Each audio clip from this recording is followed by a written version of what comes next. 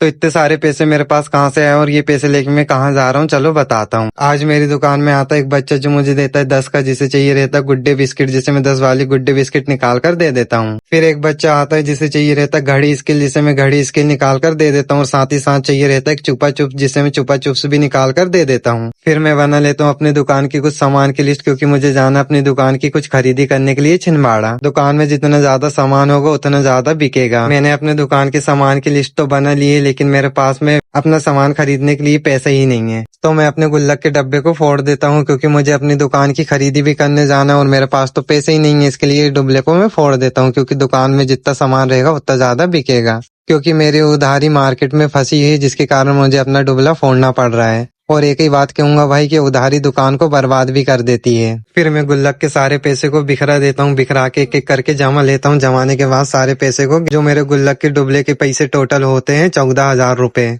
दुकान चला के एक बात तो समझ में आ गई है कि मीठी बोली कोयल की नहीं बल्कि उधारी मांगने वालों की होती है। भाई आज दे दो, कल पक्का में दे देंगे, और कल कभी किसी का नहीं आता है। छोड़ो, लेन देन तो होते ही रहेगा। आप धंधा करो और उसमें नुकसान ना हो, ऐसा तो हो ही नहीं सकता। फिर मैं अपनी गाड़ी निकाल कर निकल जाता हूँ अपनी दुकान की खरीदी करने के लिए छिंदवाड़ा।